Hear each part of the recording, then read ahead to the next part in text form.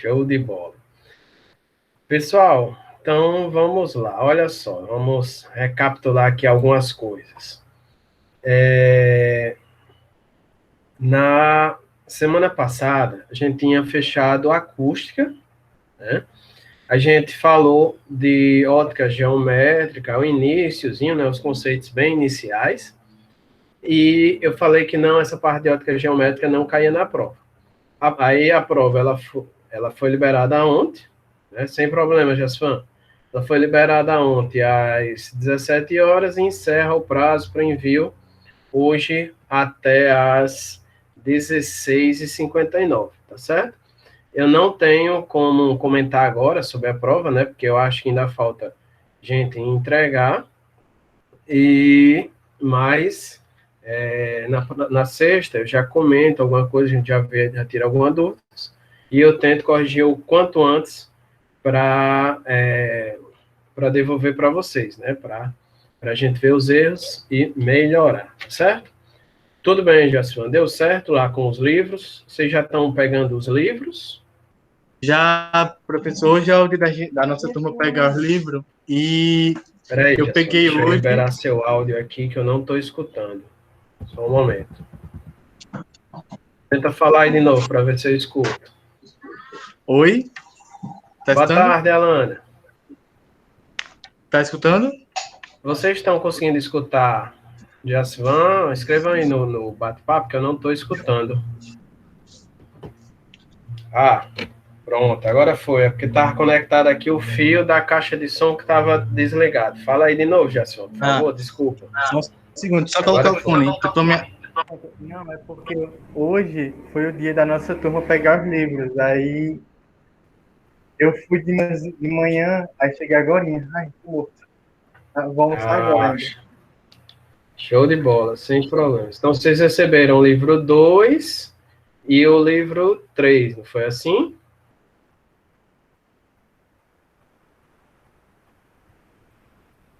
Show de bola. Então, o que a gente está usando agora é o livro 2, que é termologia ondulatória e ótica. Deixa eu pegar aqui, que eu tenho ele aqui, para ver se foi esse mesmo que vocês receberam.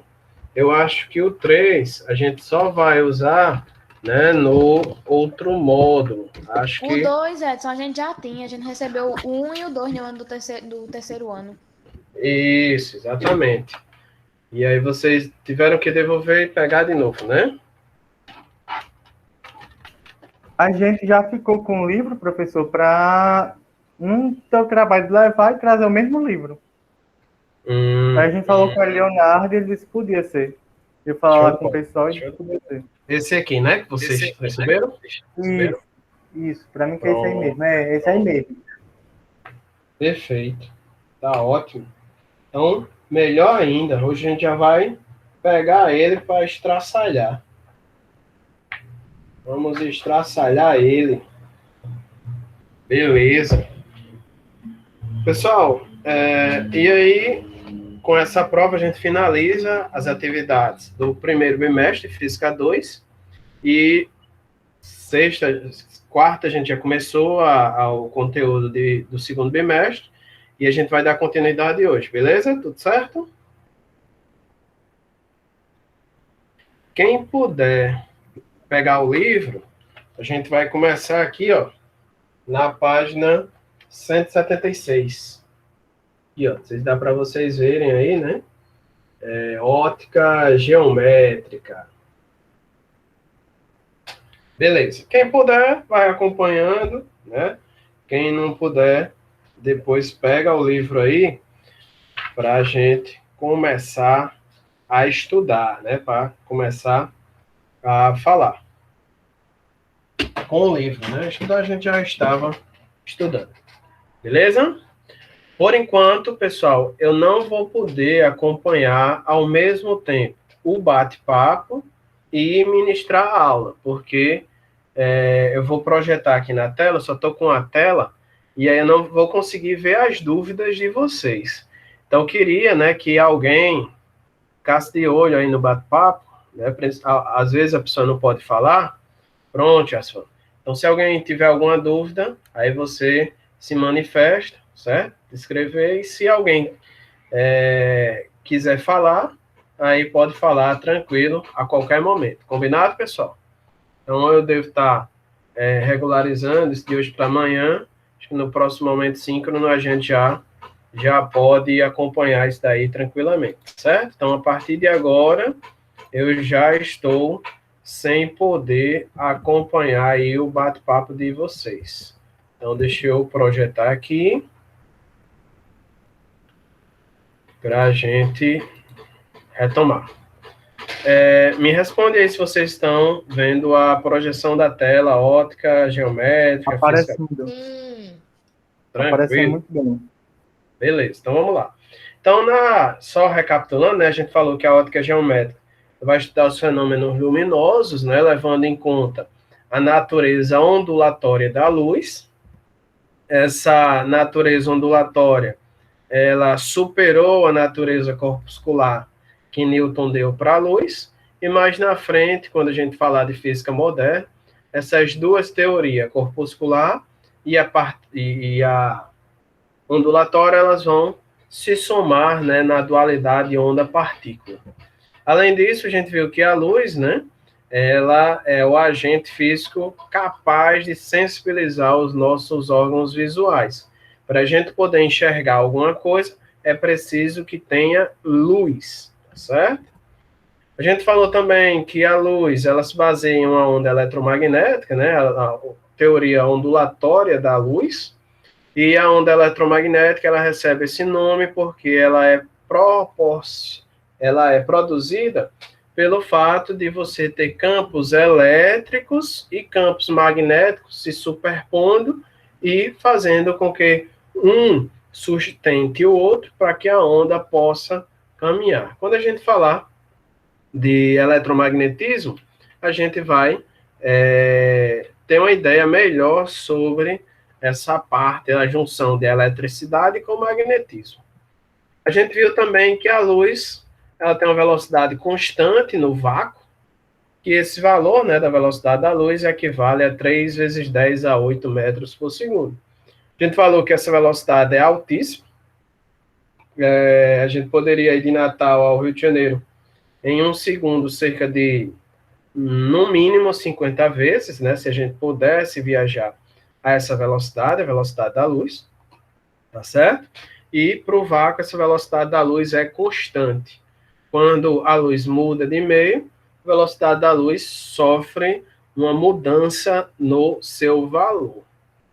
Além disso, a gente falou também de toda a classificação de ondas eletromagnéticas que existe na natureza, que eu chamei de espectro eletromagnético. E dentro desse espectro magnético, a gente tem apenas uma parcela de luz que é visível ao olho humano, né? E essa parcela, ela vai de 400 nanômetros até 700 nanômetros, né? E observe que aqui a luz vermelha, ela tem um comprimento de onda maior, porém a frequência dela é menor. Quando a gente compara a frequência em hertz, aqui em cima, ela está entre 4 vezes 10 a 14 hertz. Já o violeta, ele tem um comprimento de onda menor, porém a frequência do violeta, ela é maior, né, da cor violeta. Isso se dá pelo fato da velocidade da luz ser constante no vácuo, e ela é igual a lambda F, né? Vem lamber, né? Tal, né? E aí, se a gente isolar a frequência vai ser inversamente proporcional ao comprimento de onda para manter a velocidade da luz constante. Então, violeta, a gente tem comprimento de onda menor e frequência maior. Já o vermelho, a gente tem comprimento de onda maior e frequência menor. Tá certo? Tudo bem até aí, pessoal? Tudo bem, professor, tudo bem. Todo mundo acompanhando aí? Perfeito. Só flashback. Sim, a velocidade, né, que é constante. Isso, a velocidade da luz é constante. Não, estou dizendo C aí está representando a velocidade, né? Isso. Exatamente, olha isso. Tá. Beleza. Além disso, pessoal, como no som, né? Radiação ou luz que está abaixo do vermelho aqui, ó, em termos de frequência, né? A gente vai chamar isso daí de radiação infravermelha, tá certo? E radiação acima do violeta, ou seja, uma frequência maior, a gente vai chamar isso daí de radiação ultravioleta. Essas radiações aqui, ó, a partir do ultravioleta, raio-x e raios gamas, elas vão ter valores de frequência cada vez maiores aqui, ó. Observe, a ultravioleta, 10 a 16. Já os raios gamas, 10 a 24. E já, por exemplo, a radiação infravermelha, 10 a 14. As micro-ondas que tem lá no micro-ondas, elas estão a 10 a décima, já menor do que a parte visível. As ondas de rádio, né? AM, FM, ó, veja que são frequências menores. E aqui a gente tem outras ondas, né, de rádio aqui, ó, frequência ainda menor. Então, observe o seguinte. Observe que a gente vai falar mais na frente que a energia da onda eletromagnética, ela pode ser obtida, né, a gente vai falar isso daí mais na frente, através de uma constante, que é chamada de constante de Planck, e da frequência. Observe, através dessa relação, que a energia ela vai ser dependente da frequência, tá certo? E aí a gente percebe que quanto maior a frequência da onda, mais energia ela carrega. Então, se a gente pegar aqui em termos energéticos, quem é que possui mais energia? A radiação composta dos raios-x ou a radiação das micro-ondas? Os raios-x. Os raios-x têm mais energia, né? E aí, por isso, que quem trabalha com raio-x, ele tem mais férias durante o ano, né? Quem trabalha com raio-x, ele se aposenta mais cedo, porque esse raio-x, ele tem uma energia muito alta. E aí, esse raio-x, como a radiação ultravioleta, como os raios gamas, essas radiações aqui, ó, elas são consideradas radiações ionizantes. Alguém poderia nos traduzir esse nome ionizante? Ela consegue tornar íons os nossos compostos, não é isso? Isso. Vou separar, apartar os compostos. Por exemplo, na visão, ela vai lá, ela excita tanto os elétrons lá que eles saem e vão embora. Lá na clorofila também. Vão embora e não querem voltar mais, recebem muita energia. Isso. E imagine aí essa radiação em contato com a pele. Está recebendo muita energia em contato com a pele. Essa energia vai ser transferida para as células, e essas células, dependendo, né, do seu DNA, elas podem sofrer várias mutações muito mais rápido do que ela sofreria se tivesse exposta a menos radiação ionizante. Ou seja, isso daí faz com que possa surgir o câncer, tá certo? O câncer de pele. Então, muito cuidado com a exposição a esse tipo de radiação, né? Por isso que eu falei que o operador de raio-x, né, ele tem todo um processo, né, ele fica atrás de uma câmara de chumbo, né, que é capaz de frear esse raio-x.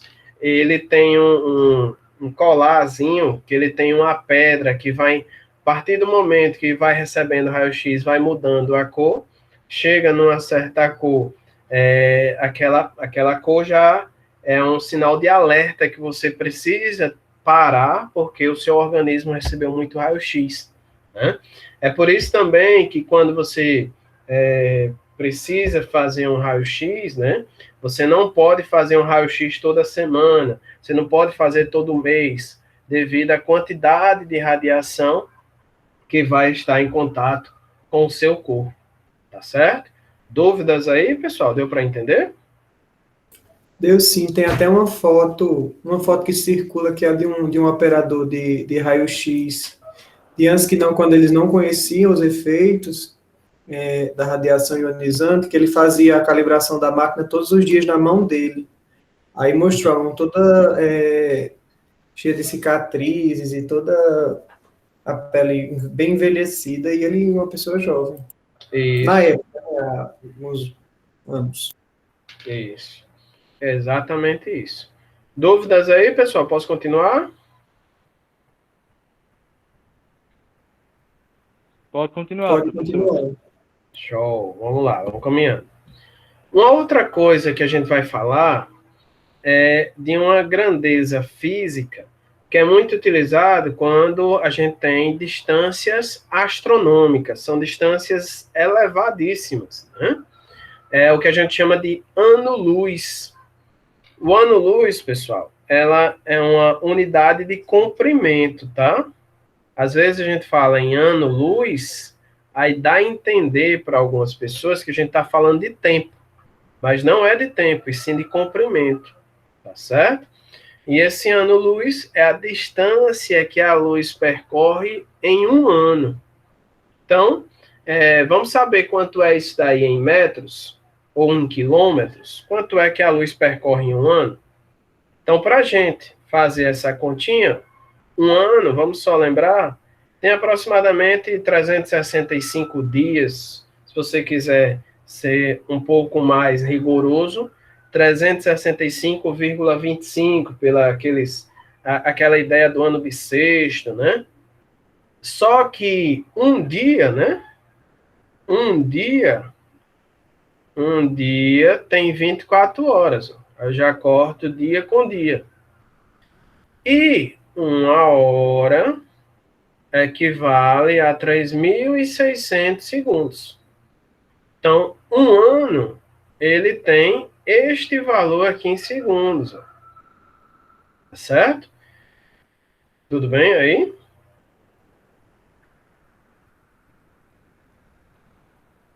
Yasvan? Tudo bem.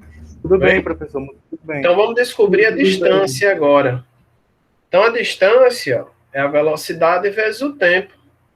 A gente já sabe que a velocidade da luz, esse Vzinho aqui, ó, eu vou representar por C, já que é constante, vale 3 vezes 10 a 8 metros por segundo.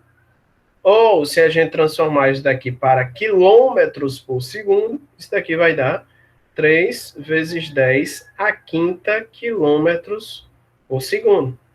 Então, substituir o valor da velocidade aqui, ó, e substituir o valor relacionado a um ano em segundos. Tá aqui, ó. Não, o valor que a gente encontrou anteriormente.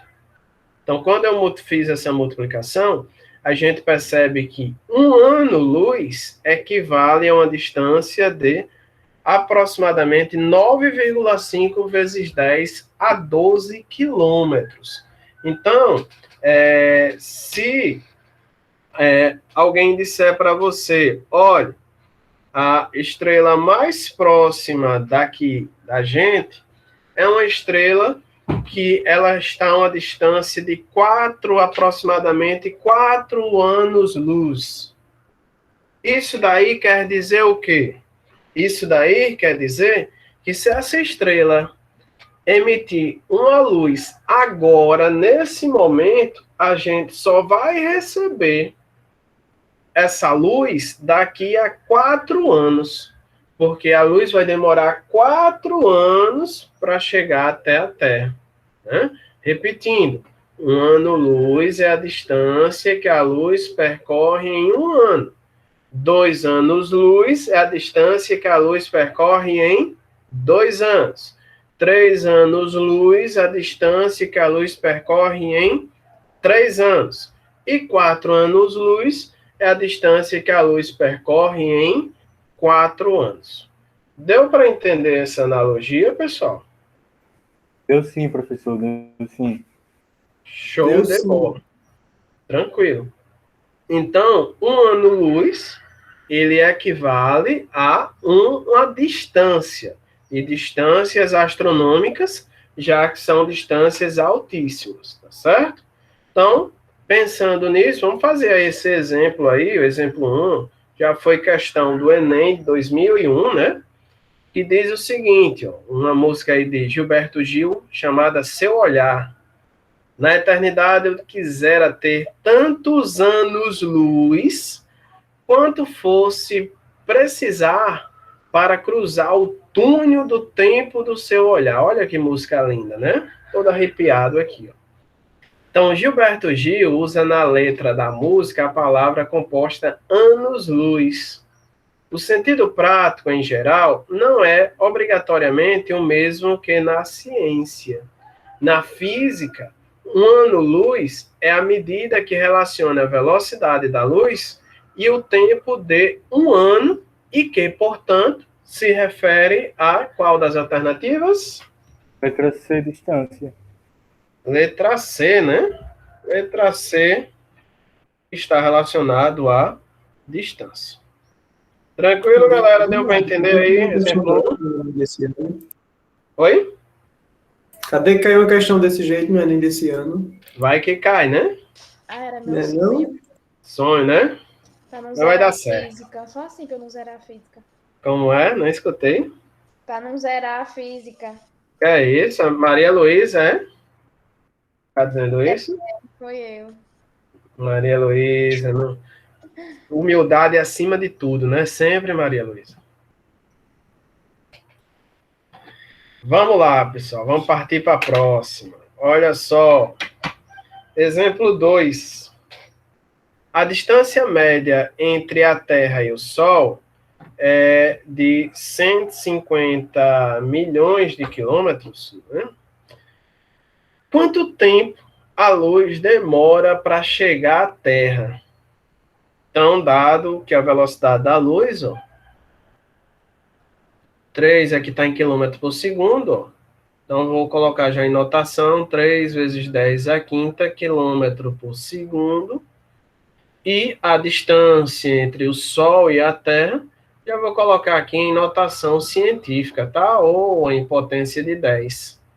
Vou colocar aqui em 15, tá? Você vai entender daqui a pouco o porquê de eu colocar aqui em 15. Então, a vírgula. 1, 2, 3, 4, 5, 6, 7 casas para a esquerda. Esquerda eleva aqui, ó. O que queremos saber? O tempo. Então, vamos lá, ó. Velocidade da luz é a distância sobre o intervalo de tempo. Então, o intervalo de tempo é a distância sobre a velocidade da luz. Vamos substituir os valores. Vamos lá, simbora. 15 vezes 10 a sétima quilômetros, ó. Vou colocar até a unidade aqui. Dividido por 3 vezes 10 a quinta quilômetros por segundo. Quilômetro, corta com quilômetro. Dúvidas aí, pessoal? Posso continuar? Pode continuar, professor. Pode. Vamos lá, então. Então, 15 dividido por 3 costuma dar 5. Aqui, ó, 7 dividido por 10 a sétima dividido por 10 a quinta vai ficar 7 menos 5 dá 2. Isso daqui em segundos, 500 segundos. Para a gente ter uma noção, Jasson, vamos transformar isso daí para minutos. Vamos ver quantos minutos dá isso daí? Vamos lá. Então, ó, 500 segundos. E aí, 1 minuto equivale a 60 segundos. Lembram dessas transformações, né? Aqui, essa regra aqui que a gente faz para fazer transformações, né? Tudo certo? Facilita muito quando a gente quer trocar a unidade, facilita demais. Ah, Maria, muitas vezes eu uso isso. Eu faço Show essa de bola. Então, Jacivan, sabe quanto tempo a luz do Sol, que foi emitida agora, aproximadamente 2 horas e 28 minutos, Sabe quanto tempo ela demora para chegar até você aí que está em Acari, é sua cidade? Não lembro. Não, professor. Você está onde? Eu estou em Carnaúba. Pronto, lá em Carnaúba dos Dantas, a terra do Monte do Galo. Então, Jason, a luz do sol demora aproximadamente 8 minutos. Ou seja, você só vai ver essa luz que saiu a poucos segundos do sol às 2 horas e 36 minutos. Perverso, né? Perturbante, né? Essas coisas. Não é isso, amigo? O cabo pensa que... o cabo já tá vendo a luz agora, mas... Rapaz, parece que ela tá rodando. É por isso que quando a gente, assim, né? Babiloniamente falando, né? Babilônia em chamas, a gente diz que quando olha para o céu, está vendo o passado. Porque o que você está vendo agora já ocorreu há alguns anos, alguns minutos, porque a luz, ela tem um valor que não é infinito.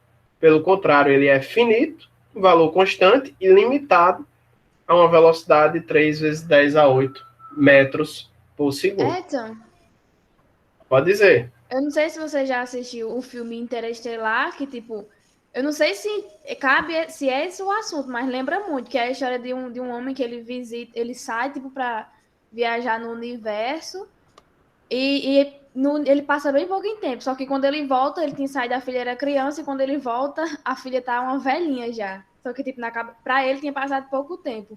Eu não sei se tem a ver com esse assunto, mas tem a ver também com esse assunto. Esse filme. Ele é muito interessante, muito mesmo. Isso. E tem a ver também com um negócio que a gente chama de física moderna, ou para tentar traduzir, é o que a gente chama de paradoxo dos gêmeos, né? Uma explicação parecida com isso. Considere 2 gêmeos que nasceram praticamente no mesmo instante. Um deles tornou-se astronauta. E aí vai precisar fazer uma viagem ao espaço e se despede do seu irmão e vai até a viagem para o espaço, certo? Ele vai viajar a uma velocidade próxima à velocidade da luz. Quando ele retorna da missão espacial, que ele vai encontrar o irmão, ele meio que se assusta, porque o tempo para o irmão, né, passou diferente para ele que estava lá no espaço, né? Para o irmão que ficou na Terra, ele vai aparentar estar mais velho do que o irmão que foi até o espaço. É um negócio que a gente chama de dilatação temporal, que vai ser estudado em física moderna, dona Maria Luísa. Tem a ver, sim, com a velocidade da luz, mas a explicação, de fato, vai se dar com a dilatação do tempo. Uma vez, a gente estava conversando com o Raquel de Biologia sobre isso, ela disse que era porque... Ela explicou, né? Ela disse que era porque a cabeça do telômero, quando você estava no espaço, uma enzima que é ativa somente quando você está no útero, que você é feto, que é a telomerase, ela fica ativa novamente e começa a reconstruir a cabeça dos telômeros. Na cabeça dos telômeros, ela tem algumas bases nitrogenadas que não são expressas, mas que quando você vai se dividindo, você vai perdendo. Por isso você vai envelhecendo e um dia você vai perdendo as bases nitrogenadas que vão decodificar algumas proteínas essenciais. Aí, quando você estava no espaço, essa enzima que codificava a cabecinha dos telômeros, que é a telomerase, ela começava a ser ativa novamente e ia estendendo. Por isso que a pessoa ficava aparentemente mais jovem. Entendi. Ela disse que não sabia por que isso acontecia. Pronto. Então, juntando aí microbiologia, eu acho, né, com física, essa é a explicação do fato de você estar viajando a velocidade muito alta, quando a gente tem velocidades comparadas com o que a gente conhece aqui no nosso dia a dia, tá certo? E essa velocidade, eu acho que ela é responsável, né, por acelerar algum processo que dá origem ao surgimento dessa enzima aí, que toda essa explicação que nosso amigo Joailson acabou de falar. Tranquilo, pessoal? Tranquilo. Beleza. Tranquilo. Show. Então, deu para fixar aí a ideia de ano-luz aí? Deu para fixar a ideia de olhar para o espaço, para o céu e ver o passado? Deu sim, deu sim. Show. Babilônia em chamas, tá certo? Então, esse valor, pessoal, é um valor muito conhecido, tá? Um valor muito conhecido que a partir de agora eu estou apresentando para vocês, principalmente para pré-ENEM. A luz percorre quanto tempo para chegar na Terra? 8 minutos. De cara, assim, na ponta da língua. Tá certo? É um valor que tem que ser muito conhecido, assim como a velocidade da luz. Para quem é pré-ENEM, né? A gente vai fazer o ENEM. Tá certo? Bom, vamos lá. Vamos retomar aqui, falando de outros conceitos que a gente vai precisar para o estudo da óptica. Esses conceitos estão também na página 178 do livro, tá? Para quem está acompanhando aí pelo livro também. É o que a gente chama de fonte de luz. Fonte de luz vai ser tudo aquilo, né, que vai emitir luz. Seja ela própria, ela mesma produz, ou seja ela refletida. As fontes de luz primárias, tá certo? Que também são chamadas de luminosas, são aquelas que produzem luz própria. A luz emitida por ela e é produzida por ela própria. Aqui eu trouxe alguns exemplos, na imagem, o Sol, ele tem reações nucleares lá no seu interior, em altíssimas temperaturas, que ele produz energia e emite sua própria luz. Assim como o vagalume, né, que aqui no rabo ele tem um brilhozinho, né? Não sei se vocês já viram um vagalume aí, próximo a vocês, né? Mas ele tem uma centelha aqui, um brilho no rabo, né? Produzida por reações que acontecem no seu organismo. Então, esses objetos, né, eles são considerados fonte de luz primária. Assim como uma lâmpada acesa, ela também é uma fonte de luz primária, certo? Agora, aquelas que não produzem sua luz própria, como, por exemplo, a Lua, né? A gente só consegue ver a Lua iluminada por causa do Sol, que ilumina, e a luz bate nela e reflete aqui para a Terra. Ela é chamada de uma fonte de luz secundária, um corpo iluminado, porque ele não emite luz, ele só reflete a luz que chega nele. Tranquilo, pessoal? Deu para entender aí a diferença da fonte de luz primária e da secundária? Tranquilo, professor, tranquilo. Show de bola. Vamos passar mais outros conceitos. Raio de luz ou raios de luz. Como a gente está tratando do estudo geométrico para a luz, a gente vai, né, utilizar o conceito de raio de luz para explicar os fenômenos que a gente observa. E o que é que vem ser um raio de luz? Seria a orientação que a gente dá para a luz, tá certo? Então, se eu estou com a lanterna aqui ligada, né, o raio de luz vai sair da lanterna e vai chegar até a tela do computador. Então, esse raio de luz vão ser retas aqui, ó, que estão com a setinha saindo da lanterna e chegando até a tela do computador, até a câmera aí do computador. Tranquilo? Deu para entender? Isso é só uma maneira da gente simplificar a explicação, utilizando raios de luz. E o conjunto de todos os raios de luz vai ser o que a gente chama de feixe de luz. Esse feixe de luz, ele pode ser convergente, tá certo? Ele pode ser divergente, ou ele pode ser paralelo. Uma lâmpada geralmente emite um feixe de luz divergente. Já quando você pega a luz, né, e faz ela passar por uma lente, um respectivo tipo de lente, ele pega o raio de luz que está chegando em todas as direções e joga para um ponto. E aí a gente chama esse raio de luz de convergente. Não sei se vocês já fizeram isso, de colocar uma folha de papel, né, em uma lente no sol, e você projeta a luz do sol para passar justamente por esse papel, e com o passar do tempo, esse papel vai estar queimando, né? Porque ele concentra tanta energia aqui no papel, e aí você queima o papel. Mas a gente vai falar mais disso mais na frente. Por enquanto, dúvidas, pessoal? Não, professor, até agora nenhuma dúvida no chat. Show de bola. Bom, vocês estão vendo uma estrela aí na tela aparecendo? Eu tô vendo um olho. Tá vendo o olho, né? Mas uma estrela. Não. Ainda não chegou não a luz dela aqui. Não chegou não, né, ainda? Rapaz. Mas eu vou acender agora uma vela. Vou acender uma vela aí na tela, certo? Quando eu acendo a vela, ó. Tcharam! Conseguiram ver aí a estrela? Acendeu, apareceu. Pronto. Pessoal, para a gente conseguir enxergar, é preciso ter uma fonte primária de luz que faça com que emita a luz, né, no caso a chama da vela, bata no objeto que eu quero enxergar e venha até o nosso olho. As pessoas antigamente, lá na Grécia, acreditavam, né, que para a gente ver essa estrela, saía uma luz do olho da gente, batia na estrela e era refletida e a gente conseguia ver. Tipo o Super-Homem, né, esses desenhos aí.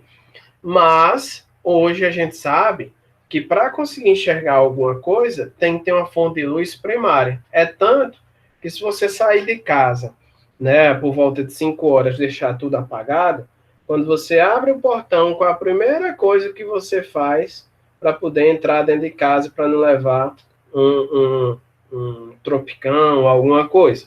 Apertar na tomada para acender a luz, né? Porque para a gente conseguir enxergar alguma coisa, né, uma fonte de luz secundária, eu tenho que ter a primária inicialmente. Deu para entender, galera? Acho que sim. Deu sim. Deu, professor. Show de bola, Lana. Vamos lá. Mais conceitos. A luz, ela pode ser considerada uma luz monocromática ou ela pode ser considerada uma luz policromática. Qual a diferença? O mono, né, vem de uma cor, né, uma cromática, né, cor. Então, a luz monocromática é aquela que só emite uma cor, ou seja, uma única frequência.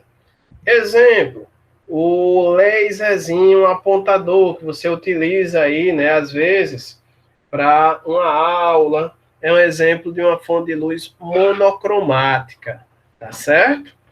Agora, uma luz policromática, ela é o resultado da junção de duas ou mais luzes, mais cores, ou seja, tem mais de uma frequência.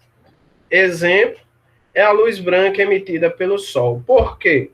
Porque se a gente jogar aqui, ó, esse disco de cores, a gente vai observar, ó, que a interseção de todas as cores vai me gerar o branco aqui, ó. Então, o branco é a junção de todas as cores. O branco é uma luz policromática. Aqui eu já tenho um verde monocromático, um azul monocromático, um vermelho monocromático. Aqui, ó, eu já tenho aqui um policromático, porque aqui, ó, vermelho e verde. E aqui, ó, policromático também, ó, da junção de verde e vermelho. Tá certo? Então, ó, como é que eu consigo observar isso? Com um dispositivo que a gente chama de prisma. Quando eu pego a luz do sol aqui, ó, branca, faz passar por o prisma, ela separa essa luz branca em todas as cores do arco-íris, mostrando assim a decomposição da luz branca, que é uma luz policromática. Beleza, galera? Deu para entender isso daí também?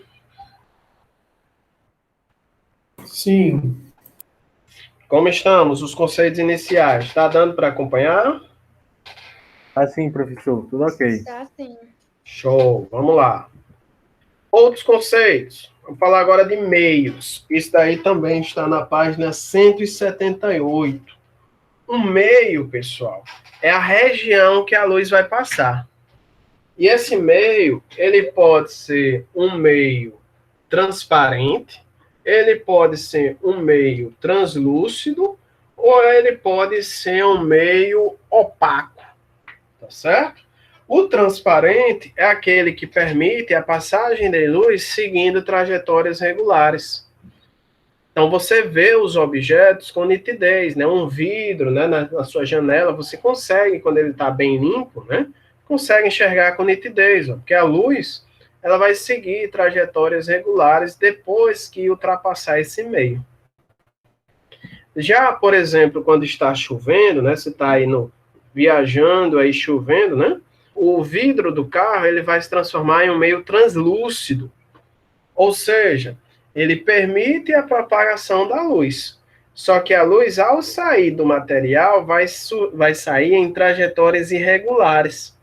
Qual o efeito disso daí? O efeito disso daí é que a gente perde a nitidez do que está observando do outro lado. A gente vai ter um vidro embaçado, né? Ou seja, um meio translúcido. E o meio opaco é simplesmente aquele que a luz não passa por ele. Por exemplo, a parede do seu quarto é um meio opaco.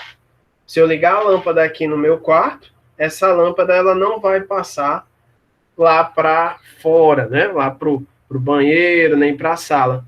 Porque essa parede é um meio translúcido. Ela reflete a luz, tá certo? Pode ser um meio translúcido que reflita a luz. Pode ser um meio translúcido que absorva a luz, certo?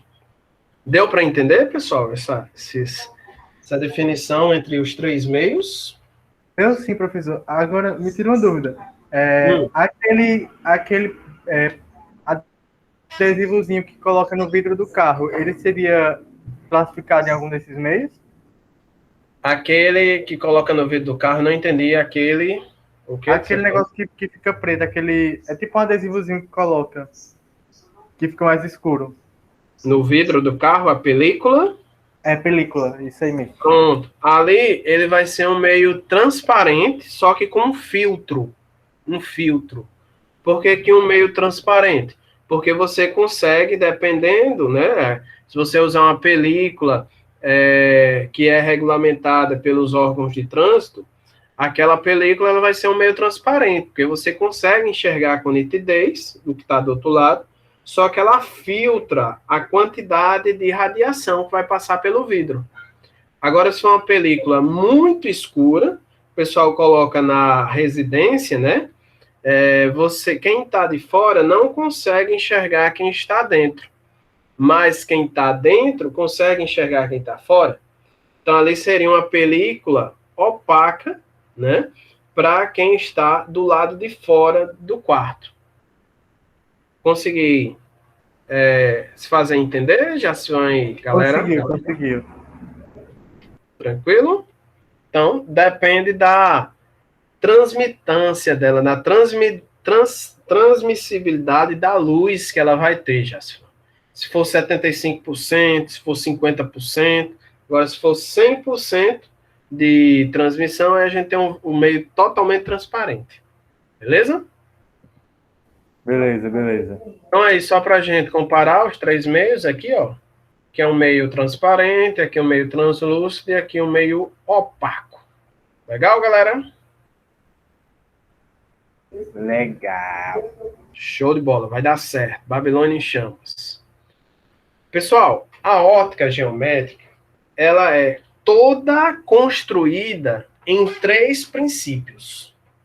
E esses princípios, eles são a base da ótica geométrica. Tudo que a gente vai fazer a partir de agora, que já vem fazendo nesses conceitos iniciais, se baseia nesses princípios. Um deles, né, é o princípio da propagação retilínea da luz.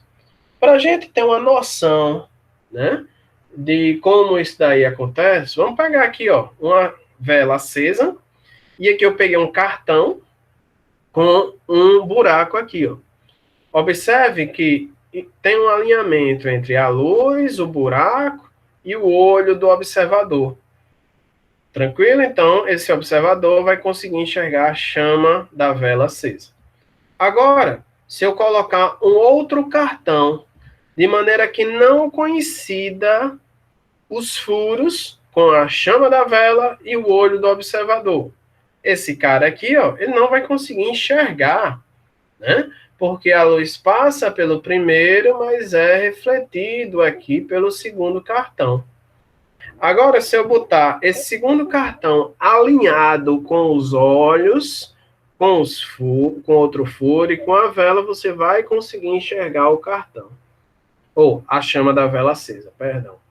Então, o que é que diz o princípio da propagação retilínea da luz? Me diz o seguinte: em meios homogêneos e transparentes, a luz se propaga sempre em linha reta. Por que que em meios homogêneos e transparentes? Porque se a luz mudar de meio, aí ela já vai ter um desvio, dependendo da incidência dela. Então, em meio transparente e no mesmo meio, né, homogêneo, a luz sempre caminha em linha reta. Tudo bem até aí, pessoal? Tudo bem, tudo bem. Beleza. Mais na frente, né, quando a gente falar de relatividade geral, a gente vai ver que a luz, quando passa perto de um objeto maciço, muito maciço, esse objeto consegue deformar a luz a ponto dela não caminhar em linha reta. Mas daí é só em teoria da relatividade geral, tá? Por enquanto, ela caminha em linha reta. Outro princípio é o princípio da independência dos raios luminosos. Vocês estão conseguindo estar bem sincronizado, né? A tela com a minha voz, tudo certo, né? Tá, bem sincronizadinho. Tudo aqui. Beleza, pessoal. Então, vamos lá. Olha só. Quando você tem aqui, né, o show, né, e tal, ou, por exemplo, 3 luzes monocromáticas, né, 3 lasers, um vermelho, um azul, um verde, que eles se cruzam aqui, ó, como, por exemplo, nesse ponto aqui, ó, que cruza o verde com o vermelho, aqui os 3 se cruzam, aqui o verde com o vermelho de novo. Observe que eles continuam a sua trajetória independentemente dos demais. Então, o princípio da independência dos raios luminosos me diz justamente isso. Cada raio de luz se propaga independentemente dos demais. É como se ele não estivesse cruzando com nenhum raio de luz aqui. Tá bom? Então, o princípio da independência dos raios luminosos. Beleza, galera? Beleza. Isso aí está justamente na página 181, para quem está acompanhando aí com a gente. 181, 180, né? Independência dos raios de luz. E o último princípio é o que a gente chama de reversibilidade dos raios luminosos. Esse princípio me permite você, por exemplo, ao sentar no banco traseiro de um carro, conseguir enxergar o rosto do motorista, né, por esse espelho, mesmo que você não esteja de frente para ele. O porquê disso é que a luz sai aqui, né, bate aqui no motorista, reflete para o espelho e chega até os seus olhos. Da mesma forma que o motorista, ao olhar, né, como aqui está sendo mostrado na figura da esquerda, ao olhar para o espelho, consegue enxergar quem está atrás, no banco traseiro. Luz chega, bate no passageiro, vem para o espelho e vem para o olho. Por quê? Porque a trajetória dos raios de luz não tem sentido.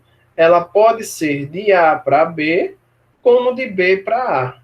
Não tem relevância o sentido da propagação do raio de luz. Deu para entender, galera, isso aí também? Deu sim, deu sim. Show de bola. Deixa eu dar uma paradinha aqui. Vocês têm alguma dúvida por enquanto? Como é que estamos? Tá indo bem. Tudo bem? Tudo ok, né? Show de bola. Então, deixa eu voltar lá para a aula. Só para dar uma paradinha aí para você respirar um pouco, né? Tomar um fôlegozinho para a gente começar a retomar as perturbações psicológicas, viu? Vamos lá. Pessoal, algumas consequências desses princípios. Uma fonte de luz, não sei se você lembra, a gente classificou elas entre primária e secundária, não foi assim? Uma fonte, além de ser considerada primária ou secundária, ela também pode ser chamada de uma fonte de luz extensa ou uma fonte de luz pontual ou pontiforme.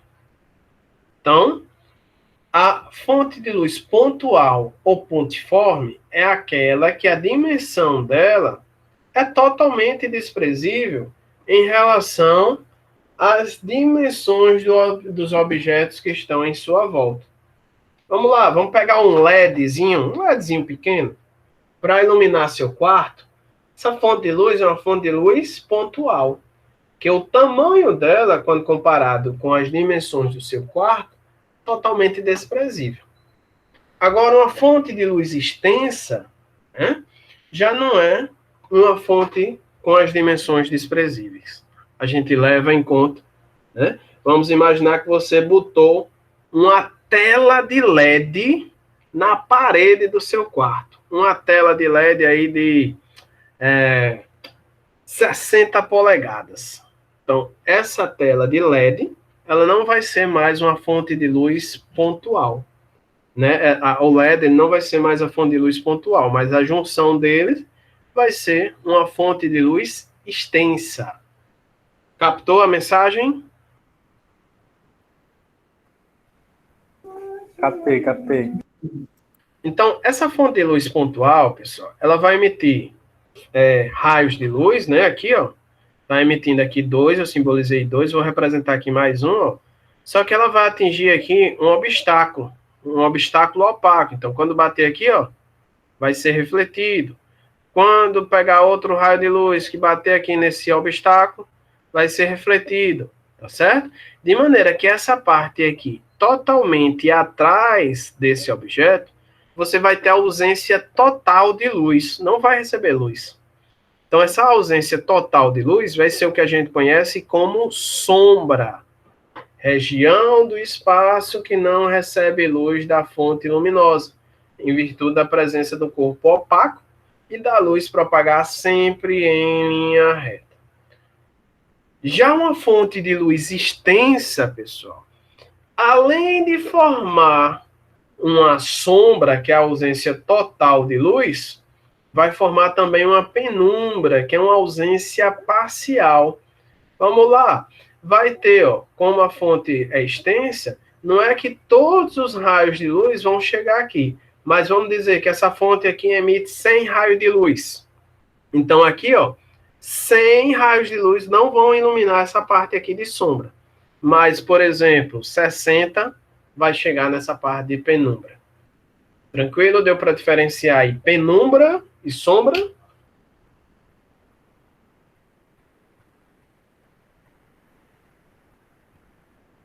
Eu não peguei muito Professor, bem. pode repetir a de penumbra? Penumbra, vou repetir através de imagem. Olha aí essa imagem. Veja que tem uma parte aqui, ó, mais, né, totalmente escura, e uma parte aqui, ó, que não está totalmente escura. Penumbra, ausência parcial de luz. Sombra, ausência total. Melhorou? Acho que eu peguei. Entendi agora. Tranquilo? Então, está aqui, né? Sombra não recebe luz e penumbra recebe apenas alguns pontos da fonte luminosa. Só que para formar essa penumbra, eu tenho que ter uma fonte extensa. Se for uma fonte pontual, só vai formar sombra. Não dá para formar penumbra. Tranquilo? Tranquilo. Bom, com base nisso, a gente pode calcular a altura de algumas coisas. Por exemplo, eu quero saber a altura dessa árvore aqui, ó, sem precisar de uma escada ou pegar uma trena. Quero saber essa altura H. Tá certo? Para isso, eu vou levar em conta a luz do Sol. A luz do Sol, como o Sol está muito distante da Terra, né? A gente viu 150 milhões de quilômetros. Então, aqui, ó, essa luz do Sol, a gente vai ver mais na frente, que ela vai chegar, os raios de luz vão chegar paralelos. Então, quando eles chegam paralelos, por aqui ser um corpo, aqui ser um corpo opaco, meio opaco, vai formar uma sombra aqui, ó. Vai formar uma sombra aqui, ó, no chão. Vou chamar essa sombra, vou dizer que ela tem um tamanho Szão. E você pede a seu amigo para, né, se projetar aqui, ó, ficar aqui também próximo à árvore, para você conseguir medir a altura do seu amigo. Você consegue, não precisa de escada, né, para você medir a altura do seu amigo. Não precisa também de muita coisa, a não ser uma fita métrica, para você conseguir medir o tamanho dessa sombra. Tá certo? Então, observe o seguinte, ó, eu tenho a formação de dois triângulos aqui. Um maior e outro menor. Se a gente olhar este ângulo aqui, ó, alfa, ele é o mesmo que esse aqui, ó. Porque ele é formado por raios aqui, ó, chegam paralelos, né, ao corpo aí. Então, eu posso simplesmente dizer que esses triângulos, eles são semelhantes. Jornalmente falando, geometricamente falando, eu posso dizer que essa sombra menor, ela está contida aqui, ó, dentro dessa sombra maior aqui, ó. Szinho. Então, vou dizer que a sombra menor está para a sombra maior, assim como essa altura do triângulozinho menor está contida aqui dentro desse triângulo maior. Então, a alturazinha está para a altura zona. Ou seja, você pode saber ou medir o tamanho da sua sombra, da sombra do seu colega. Você pode medir a sombra que a árvore faz no chão, ou que um prédio faz no chão. Você pode medir a altura do seu colega e descobrir a altura do prédio, a altura da árvore. Deu para entender aí, pessoal, essa ideia aí? Deu sim. Agora, isso por quê? Porque a luz sempre caminha em linha reta. Se ela não caminhasse em linha reta, ó, pegava esse raio de luz, chegou aqui, ó. Ei, menino, vem cá, ó. Encontrei aqui um obstáculo. Ele ia fazer aqui, ó. Vou contornar esse obstáculo aqui, ó. Iluminei aqui, ó. Certo? Então não teria sombra se a luz fizesse curva. Tá certo? Deu para entender? Deu sim, professor, deu sim. Deu sim. Ok. Show de bola. Outra aplicação disso daí é o que a gente chama de câmara escura. A câmara escura, ela é o princípio de funcionamento das máquinas fotográficas quando surgiram logo, né? E a câmara escura é mais ou menos o que acontece no nosso globo ocular, no nosso olho, né? Você tem uma chama da vela aqui, ó, apontando para cima.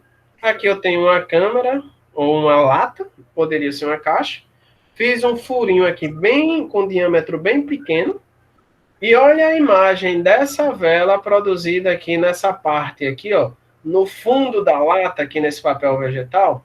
Observa que a vela está para cima e a chama dela projetada está para baixo. Você consegue perceber essa perturbação psicológica do negócio? Sim. Sim, professor, dá para ver. Pois é, o nosso olho, ao pé da letra, né, a gente vê as coisas de cabeça para baixo, né?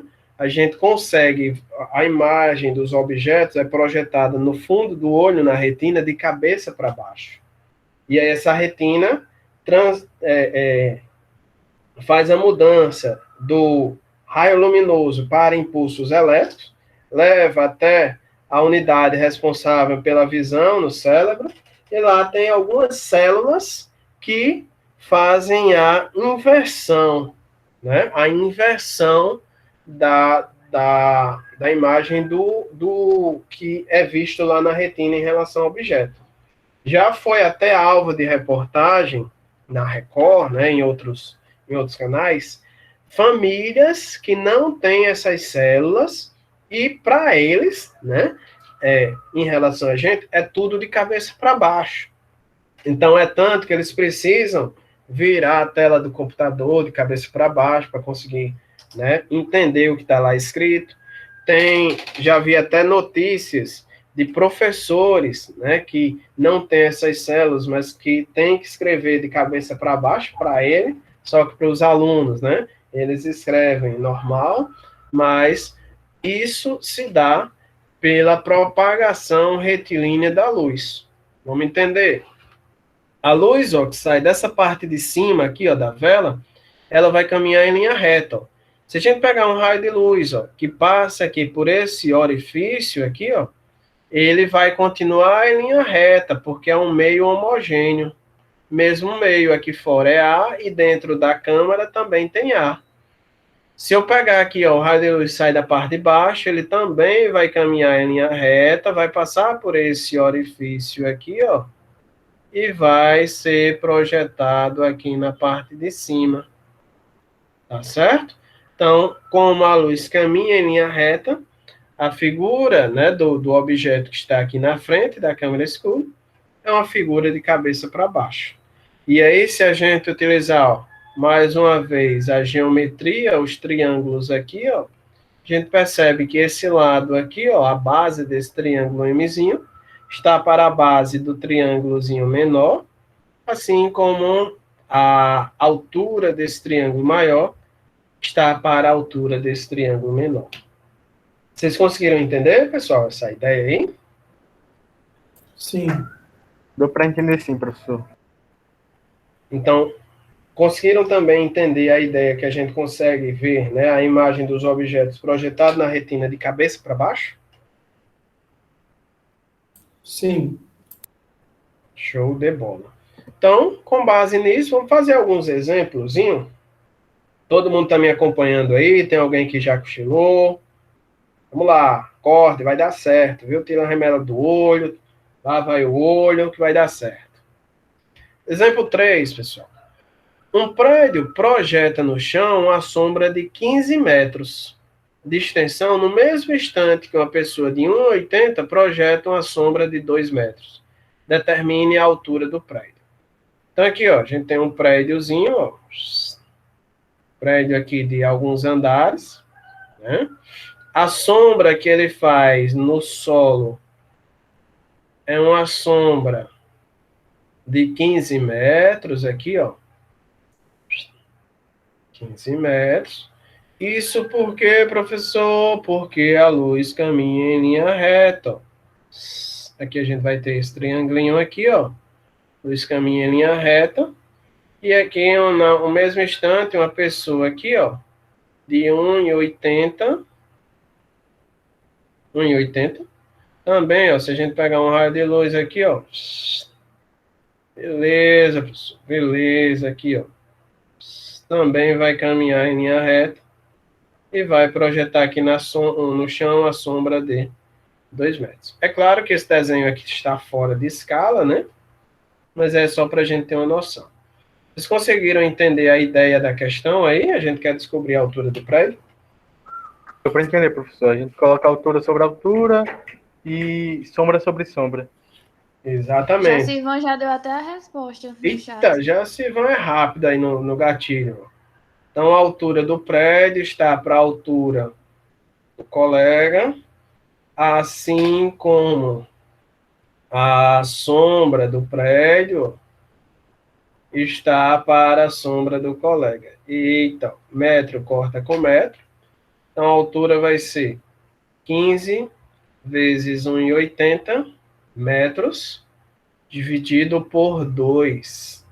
Então, sem sombra de dúvidas, né, quando a gente fizer essa conta aí, 15 vezes 1,80 dividido por 2, vai dar um prédio de 13,5 metros, a altura do prédio.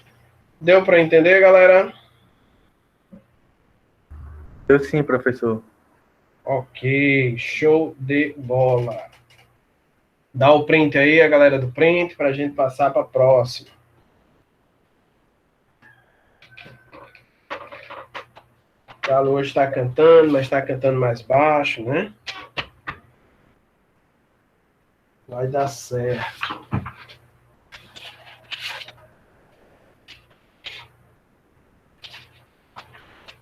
Ok, vamos lá, vamos para a próxima. Bom, esse daqui, ó, é a mesma ideia, né? Uma pessoa de 1,80 de altura encontra-se a 2,4 metros do orifício de uma câmara escura de 0,2 metros de comprimento. Qual a altura da imagem formada? Vamos lá. Aqui a gente tem uma pessoa aqui, ó. 1,80.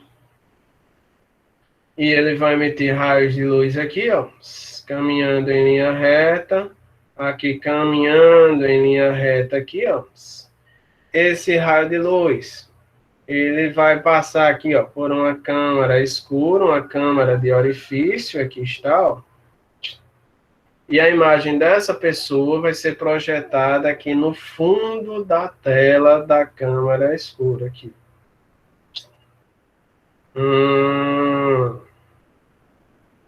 Aqui, é claro, fora de escala, tá? Mais uma vez, é só relembrar aqui, fora de escala.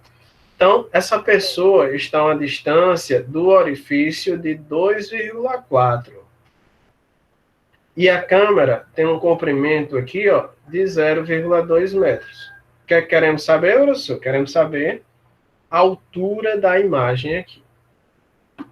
Deu para entender, pessoal, os dados com a imagem, com a figura? Distância Sim. sobre comprimento, altura sobre altura, é isso? Exatamente. Eu vou pegar esse triangulinho aqui, ó, que eu estou pintando aqui em amarelo, aqui, ó, e vou dizer que ele é semelhante a esse daqui, ó, que eu estou pintando também em amarelo aqui, ó. Professor, beleza. Tranquilo e calmo. Então, vamos lá, ó. Vou dizer que essa altura aqui, ó, deixa eu mudar aqui para caneta. Essa altura da pessoa, 1,8. Vou mudar aqui a cor, né, para deixar um padrão aqui, para não dar erro. 1,8 metros está para a altura aqui, ó. Veja que é altura com relação à altura. Comprimento com relação a comprimento. 2,4 está para 0,2. Isso cai muito, né, lá nas questões de matemática também, viu, pessoal? Quem está aí na corrida aí dos estudos, cai muito aí em geometria, né, e tal, sombra e tal. Aí a gente junta física com matemática. Olha aí a perturbação psicológica do negócio, né? Então vai ficar, ó, 1,8 vezes 0,2 vezes, ou dividido por 2,4. Então, 1,8 vezes 0,2 dividido por 2,4 vai dar igual a 0,15.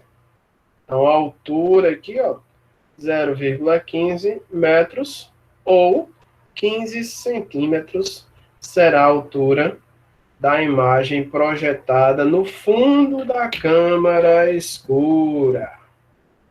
Legal, galera? Dúvidas? Não, sem dúvidas. Beleza. Dá o print aí para a gente falar de fases da Lua. Alguém sabe dizer qual a fase da Lua de hoje? Eu olhei ontem, estava crescente, quase cheia. Quase cheia, né? Crescente, quase cheia. Beleza. Vocês sabem dizer se o mês passado teve lua cheia? Sei não, viu? Sei não. Alguém saberia dizer se em maio teve lua cheia? Acho que sim, professor. Eu São acho quatro. que tem. Não é um ciclo de cerca de 7 dias? Ou não? Eu olhei no Google, disse que amanhã é lua cheia. Amanhã é lua cheia, né? Mas em maio teve lua cheia? Vocês sabem dizer? Tem. Teve, eu acho. Eu Porque achava que era todo mês que tinha. todo mês era pra ter, não? Que não é um ciclo de 7 dias, a coisa? Ou não? Exatamente isso, pessoal. Eu só tava, vamos dizer assim, Aperreando a juíza. a perrinha não, mas vamos dizer assim, questionando vocês sobre as observações diárias da natureza. Esse não, menina, confiando dessa rádio em mim. Como é? Foi Esse só não, Edson perguntar que eu menina, fiquei me perguntando, meu Deus. Deus, será que teve lua cheia? Pois é, todo mês tem lua cheia, tem lua crescente, tem lua minguante, tem lua nova. Vamos entender o porquê. Pessoal, a lua, ela tanto gira em torno dela mesma, quanto em volta da Terra. E aí, se você olhar para essa simulação que está aparecendo aí na tela, não sei se dá para visualizar ela assim, com a sincronia que está aparecendo aqui para mim no slide, mas observe que quando está aqui, ó, ela está aqui, ela aparece toda escura. Quando ela está aqui nessa ponta, ó, ela aparece toda clara. Vê se você consegue aí perceber. Quando ela está entre o Sol e a Terra, a gente tem uma lua escura. Depois da Terra, uma lua totalmente clara. Escura e agora clara. Deu para perceber? Dá para perceber sim, professor. Só Eu só relembrando. percebi o que o senhor falou. Só relembrando. A lua, ela produz sua luz própria? Não, a Lua é um ser iluminado. A Lua Reflete a do produz Sol. a luz. Isso, exatamente. Então, a luz da Lua, ela só é percebível porque tem o Sol próximo dela, próximo, que eu digo assim, né? Chegando luz do Sol nela e refletindo aqui para a gente. Né? Então, ó, para quem está aqui na Terra, vamos ver se a gente consegue entender, é um pouquinho perturbante essa ideia, porque a gente é acostumado a um mundo tridimensional e não um mundo plano. Né? Mas vamos tentar. Quem está aqui na Terra, vocês estão conseguindo enxergar aí a Terra aqui, ó, no centro dessa figura? Sim. Ao olhar para a Lua, vai perceber essa parte da Lua totalmente escura. Por que totalmente escura? Porque essa parte da Lua aqui, ó, é a parte que não recebe a luz do Sol. Então, essa parte que você observa a Lua toda escura é referente à posição 1, que a gente chama ela de Lua Nova. Tá certo? Bom, aí o que é que vai acontecendo? A Lua ela vai girando em torno da Terra, em torno dela mesma, e quem está na Terra agora vai observando a Lua aumentar a luminosidade aqui, ó, da Lua. Observe aqui, ó, quando você está saindo da posição 1 para a posição 2, que chega na posição 3, veja que aumentou bem mais a luminosidade que se percebe na Terra. E aí, observe que para quem está na Terra, como a luminosidade da Lua aumentou, né, a luminosidade que você está vendo da Lua aumentou, você vai ter uma fase da Lua chamada de quarto crescente. É a parte que a Lua está meio iluminada e meio escura. Captou isso daí?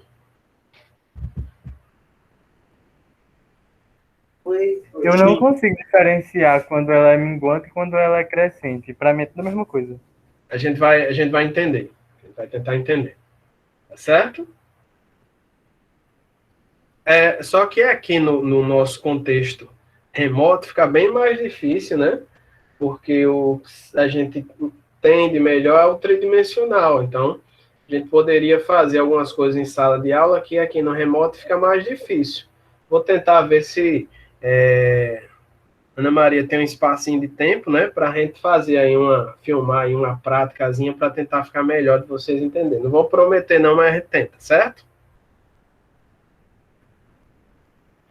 Então vamos lá. E aí, ó, veja que para quem está na Terra, saindo da posição 3 para a posição 4, a Lua ó, já está aumentando ainda mais a claridade. Quando chega na posição 5, quem está na Terra vai ver a parte da Lua aqui, ó, toda recebendo luz. Então aqui seria o que a gente chama de lua cheia. Quem está na Terra e olhar para a Lua vai ver a face da Lua totalmente iluminada. Então aí terá uma lua cheia. Tranquilo? Edson. Oi. Aí quando a gente aqui no Brasil vê a lua cheia, lá na China eles veem a lua nova, Por quê? porque é do outro lado. Alguém Mas todo saberia mundo- responder para nós? Aí. Acho que é por causa da rotação, né? Não? Eu acho que Eu acho que não. sim. Aqui vê, lá não vê. Hoje eu estou muito questionador, né? Hoje Tá, professor. Isso Eu mexe acho na que cabeça dos seria o alunos. mesmo, não? é bom porque quando a gente questiona mais os alunos, não dá muito sono, causa perturbações psicológicas e também aprende mais, porque você está sendo questionado, está sendo tirado da zona de conforto. Não é isso? Então, eu Eu respondo já, Joailson, mas é por aí, a ideia é essa. Quem está no hemisfério norte tem uma noção da Lua, quem está no hemisfério sul, e assim sucessivamente. Mas a gente chega já aí, certo? No final eu digo a resposta. Tranquilo? Tranquilo. Johanna está dizendo que achava que quando ela estava aqui, ela não ia para lá. Entendi não, mas tudo bem. Então vamos lá. Então, lua cheia, a lua totalmente iluminada. Ó.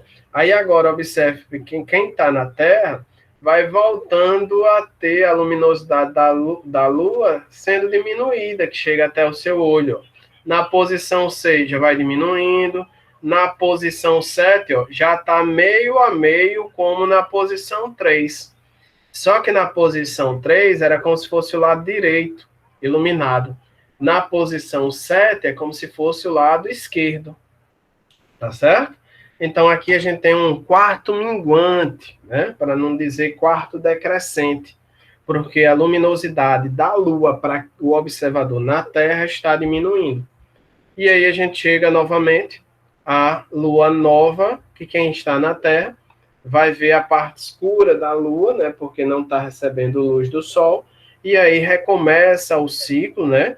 Esse ciclo dura em torno de 28 dias, como são quatro intervalos, a gente tem aproximadamente 7 dias entre o intervalo de uma Lua e outra Lua. Por exemplo, eu estou olhando aqui no calendário, dia 2 ocorreu uma Lua minguante, já a lua nova ocorreu dia 10, né? Aí aproximadamente 8 dias. A lua crescente já foi dia 18. E amanhã, dia 24, é lua cheia. Aproximadamente 7,5, 8 dias é o ciclo da lua. Deu para entender essa ideia, pessoal? Eu sim. Então, como a lua demora, né, cerca de 28 dias para dar a volta, então, a gente tem todo mês, que tem 30 dias, 31 dias, todo mês tem uma fase, tem um ciclo da Lua completo. E, com base nisso, né, só relembrando, o pessoal que mora perto das áreas litorâneas, né, de praia, eles percebem que quando está chegando, por exemplo, a Lua cheia, a Lua nova, a Lua quarto minguante, a Lua crescente, tem uma mudançazinha, né, nas marés. Porque a Lua vai ficando, digamos assim, mais próxima da Terra, né? E aí isso daí influencia nas marés, influencia também no nascimento dos bebês. Geralmente os bebês, né, nascem normal, geralmente próximo à fase da Lua cheia, né, por aí. Isso daí tudo está relacionado, né, com o comportamento gravitacional da Lua em influência na Terra, em função a todos os objetos que possuem massa. Interessante, né, isso daí? Muita gente acha que é coisa de pescador, né, e tal, mas tudo isso tem uma explicação científica e tem o senso comum das pessoas que, de tanto observarem a repetição desses ciclos, começaram a entender, né, que as coisas se repetiam para certas etapas da Lua. Tranquilo? Já estão cansados por hoje? Tranquilo, professor. Já eu disse que estava muito Boa. cansado já. Quem? Assim, Eu gosto Ai, de nada demais até. a pessoa que mora em Paris e pensa que nada é muito luxuosa por causa da luz da torre. Pode repetir, Joyce, que eu não entendi. Iago tá bêbado, dizendo aqui que mora em Paris e que acha e que vê lá que a lua é muito luxuosa por causa das luzes da torre. Muito bem, Tiago, muito bem. Tá usando muita água, né? Aí a água tá dando efeito contrário aí, né? Beleza, pessoal. Bom, eu vou dar uma paradinha por aqui, porque essa parte aqui dos eclipses, né? Vou deixar para a próxima aula, porque ela envolve muita coisa e a gente já viu muita coisa hoje, né? De conceitos e tal. Então, na próxima aula a gente fala de eclipse, reflexão da luz e espelhos planos, onde os espelhos planos eu já deixei lá no Swap para vocês, né, já irem assistindo às aulas, né, sobre espelhos planos e tal. Então, na próxima sexta, a gente fala sobre eclipse, reflexão da luz e espelhos planos.